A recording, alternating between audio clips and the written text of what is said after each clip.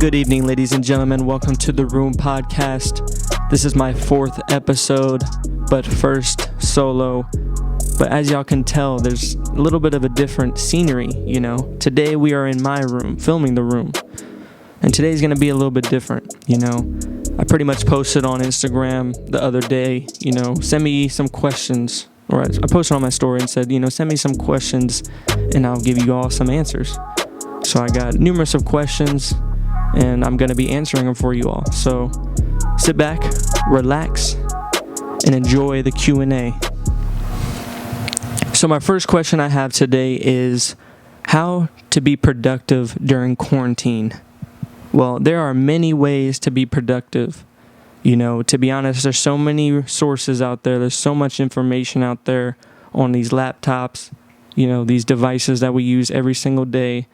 There's so many ways to find new information, to learn more, and to grow yourself, and just to pick up maybe something new that can keep you productive, Especially if you're in school, or especially if you're in work, or especially if you're just that person that's sitting around really doing nothing, It's best to really focus on yourself and to really just look outside, look outside your box and see what you can maybe learn, because there's so many things out there, and there's so many things that people have as hobbies. That's the best thing you can do. Honestly, the best way to be productive is gain a hobby or perfect your craft on whatever you are trying to pursue in life.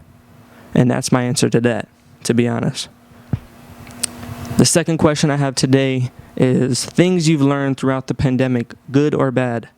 Well, to be honest, I've learned a lot of good things, and I've learned numerous of bad things. So to start off, on the good things, I would say I've been able to learn just, to just push yourself to work harder. Because to be honest, I was sitting around for some time, especially when the pandemic first started and we had our mandatory stay home orders.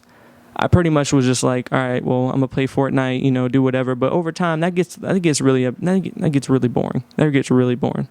So, pretty much what I did, I picked up a book, started reading a little bit more, started looking into what I'm going to school for more, trying to find more information about what I need to know, what I need to focus on to get myself in the right position for my future. So that's the good part, the good things I've learned during the pandemic.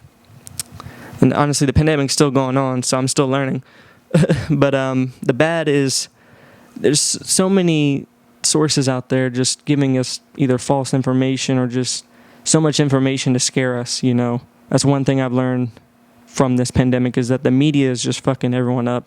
And I'm sorry for my language, but, the media is really just brainwashing us in a way to think one way or the other, And honestly, I don't want to really get so into this, but yeah, the pandemic is bad. Simple as that. So my third question is, what type of parent do you see yourself as? Well, to be honest, I see myself as a good father, kind of looking back at my dad. When I was growing up, I looked up to my dad. He had a motorcycle and, all those cool things. So when I was younger, I kind of was just like low-key just flexing on the people in my grade. I was in 5th grade. My dad used to pick me up on a motorcycle and honestly felt like the shit leaving school.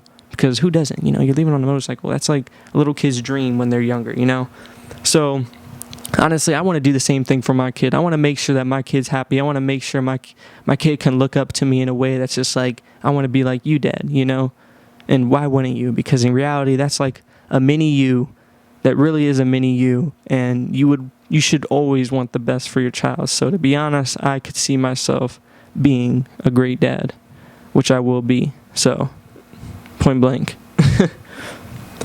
My fourth question is, where do you want to live in 5 years?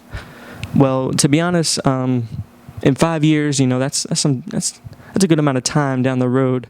But to be honest, I could see myself hopefully living in like Texas, maybe Florida.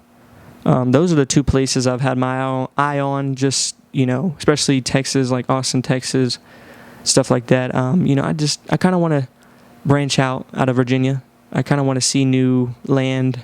I want to kind of just, I feel like when you move to a different state or a different location, it's kind of like you're restarting life in a way, Obviously, you're not fully restarting life, but you're seeing new things, you're learning new things, and you're just like, it's like an adventure, and I feel like that's kind of cool to experience at some point in your life. So I would say in the next 5 years, I could see myself definitely out of Virginia, hopefully.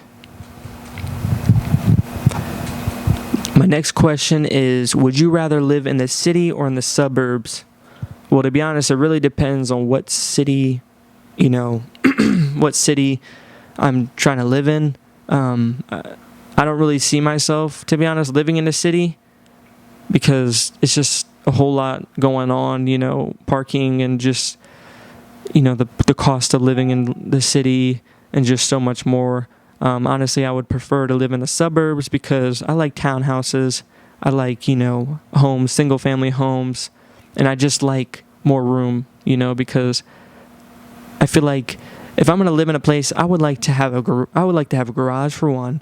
I would like to have, a driveway so I can bring my car on the driveway, put on the lift or whatever, and just know that I can do whatever I can in the driveway, or in the garage. But living in the city, it's like you're not really able to get any of that because you are living in a sky-high, apartment complex, which it seems really cool. I would love to experience that for sure, but over time, I would definitely move myself over to the suburbs to start a family and just to have a little bit more space and, not be so damn close to everything, And this is going to be my last question. Who's your greatest influence? That's a good question. To be honest, I don't have a specific person that I sit here every single day and, say, this is my influence and this is why I'm doing this because of this person.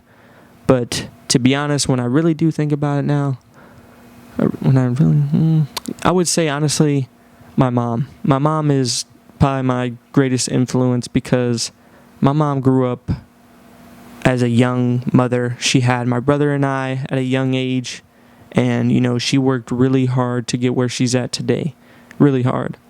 So I look at her because she's a strong young woman, strong mother that has dedicated herself to not only raise her kids, but to raise herself and to mature herself to make sure that she was taking care of us, because my mom took care of us. She had a whole lot going on, and that's one thing I just look at and I'm just like, honestly, that is my biggest influence because there's no one that could top her.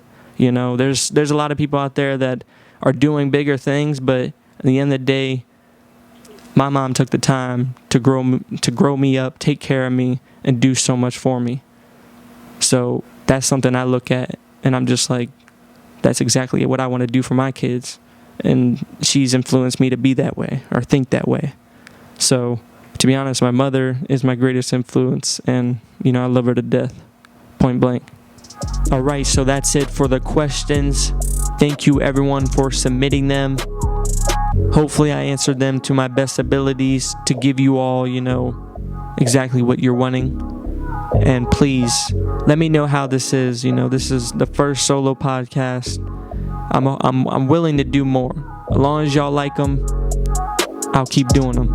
So please like, comment, subscribe. If anything, you can follow me at guilty_F22 on Instagram. Send me a DM, whatever.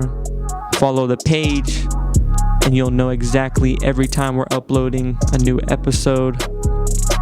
So yeah, thank you once again for these questions, and I hope everyone enjoys their night. Peace.